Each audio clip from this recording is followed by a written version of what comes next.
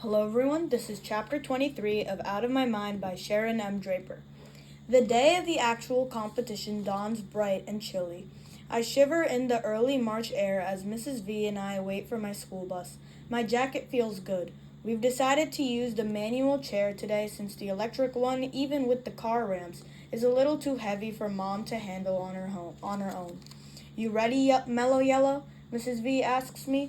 Oh yeah, your head feels like it's gonna pop with all those facts stuck inside, she teases. Oh yeah, I grin at her. You'll do fine, better than fine, dynamite, possibly awesome, Mrs. V says. Oh yeah, I push again. We'll all be downtown in the audience cheering you on. And the team? There are others on the team, she asks, smacking herself on her forehead.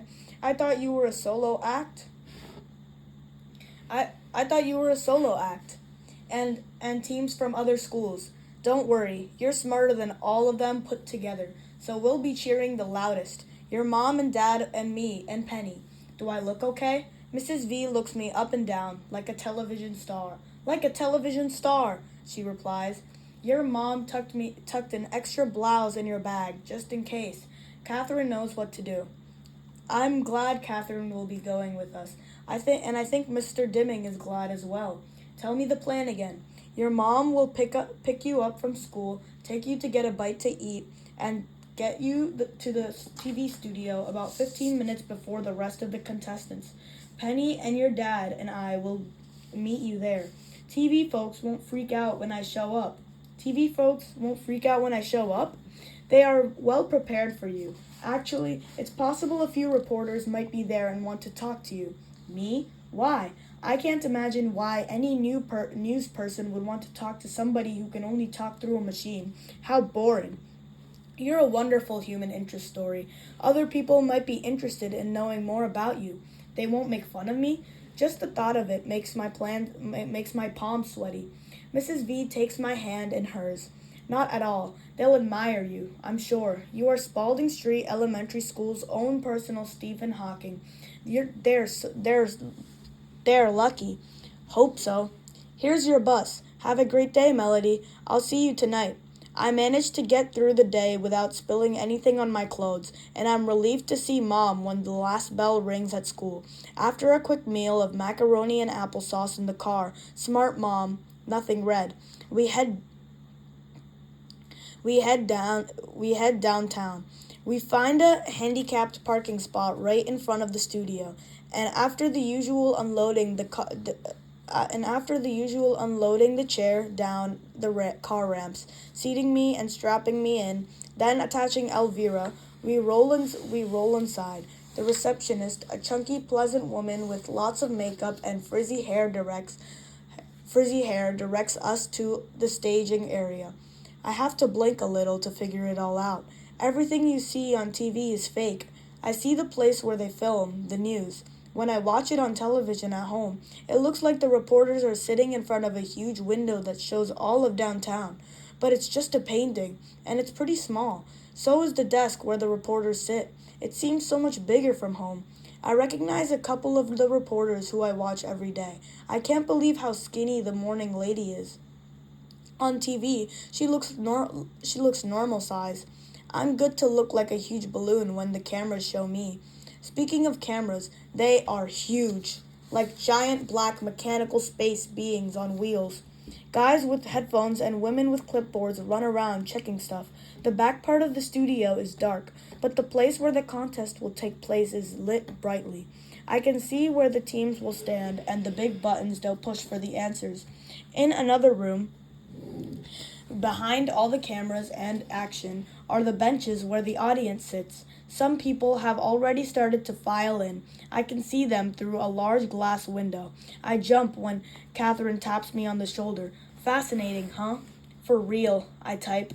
She and Mom chat a bit before a man wearing jeans and a Cincinnati Bengals sweatshirt approaches us. Excuse me, he says to me, but are you Melody Brooks? Surprised, I quickly hit yes. My name is Paul, and I'm the stage manager. His huge hand swallows mine as he shakes it. I'm glad you're I'm glad you're here early. Let's see if we have you set up correctly. We're really glad to have you participate. He spoke directly to me, not Mom or Catherine. I like him right away. We roll across the studio, careful to avoid cords and wires, and enter the area where the competition will take place. This this is where the members of each team will stand, he explains. They have four large buttons to push. Red is for the letter A, blue is for the letter B, yellow is for the letter C, and D, of course, is green. I nod, and here, Miss Melody, is where you will sit, right next to your teammates. I have rigged a special answer board for you, so it's adjusted to the height of your wheelchair. He looks pretty proud of himself as he shows me the setup. Wow, I type. This is perfect. How did you know? My son is in a wheelchair, he says with a shrug.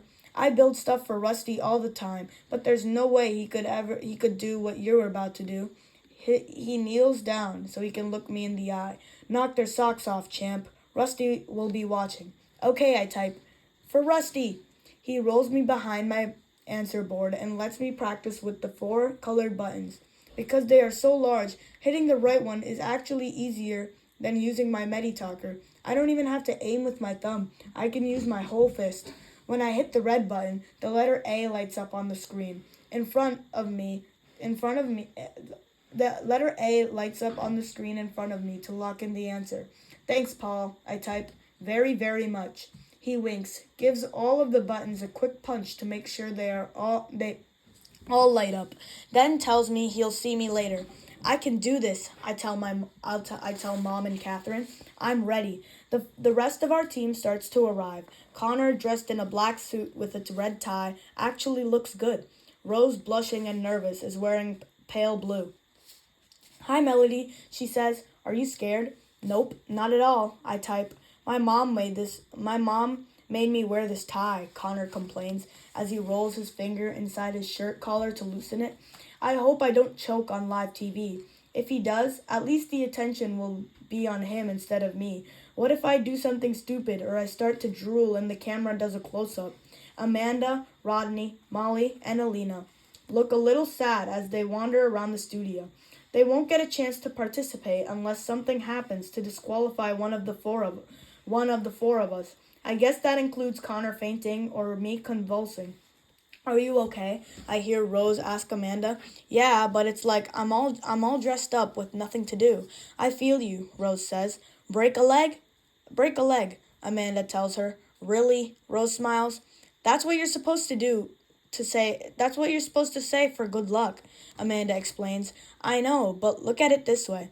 At the finals in Washington, there are 6 people on the team, so that opens things up a little. So, go out there and win. Will do. Claire and Molly make funny faces in front of the cameras, pretending they are on the air. Neither speaks to me.